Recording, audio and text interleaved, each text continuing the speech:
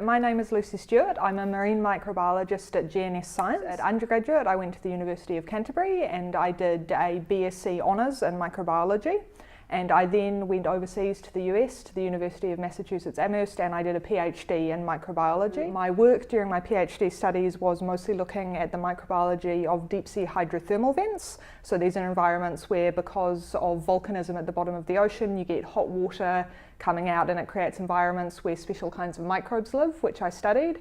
And I then approached someone in New Zealand about writing a postdoctoral fellowship proposal for funding for 2 years to look at some hydrothermal vents which are located to the north of New Zealand, and also hot springs and the microbes that grow in them in some islands to the north of New Zealand, so the Kermadec Islands, Raoul Island and Curtis Island. So I came to GNS with that funding for 2 years, and then while I was at GNS I got involved with another proposal to study the microbiology of still the deep sea, but this time microbes that live in methane seeps, which are where methane naturally seeps out of the floor of the ocean, and there's microbes that eat it, and there's proposals to mine that methane. And so I'm looking at, if we did do that, what would the environmental impacts be on both the microbes that live in these areas, but then the wider ecology that actually depends on the microbes to provide energy for them. I came to university knowing I wanted to do research science, so I was quite focused on that goal. The big problems really, both in going to the US and then coming back to New Zealand, have been the big problem for everyone, which is finding funding. So to go to the US, I could only afford to do that for a PhD if it was going to be a university with a fully funded program, and there are not that many of them. It's like any job really, where you can get the job defines where you go. And coming back to New Zealand, I was again very lucky. I got a Rutherford postdoctoral fellowship, but they offered 7 in the year I got 1. Normally it's more like 5. And it used to be they offered 100 a year in New Zealand, and that was the primary source, and now there's 5.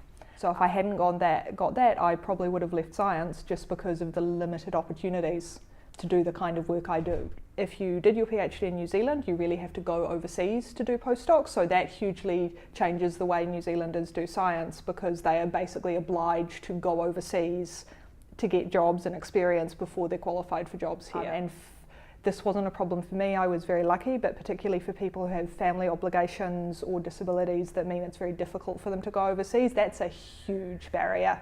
At the university level, women are now most students, and so we had about 75% female PhD students in my program. There were only 3 female professors out of about 15 in the faculty, and all of them had had children in their 40s, essentially because they couldn't take time off to have kids before they had permanent jobs, which they'd finally had at the university they were at. There is a persistent drop-off as people progress through their careers, and I think it's due to the same reasons that women face issues in other careers. It's made very hard for them to integrate family life and work life. While it's improved a lot since the mid-20th century.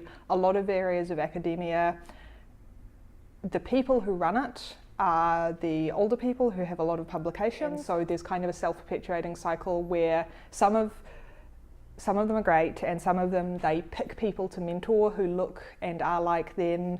They promote the careers of people who look and are like them, and so women keep coming in and trying for a few years and then going, you know what, I can't be bothered being the person who has to break the cycle, it's too much work, and moving into other careers. The places where it's worked successfully, and I have seen them, are places where they proactively recruit more than one woman and more than one person of colour, and give people communities, because being like the only black professor or the only Māori professor or the only woman on the staff is really tough. Ultimately in New Zealand we just need more money in research. If we're going to have more people in research, we have to have more money. Both institutions and academia have to proactively work to change the balance. If they think they don't have enough diversity, they cannot rely on merit. They have to go out there and say, our goal is we're going to hire women, our goal is we're going to hire Māori researchers.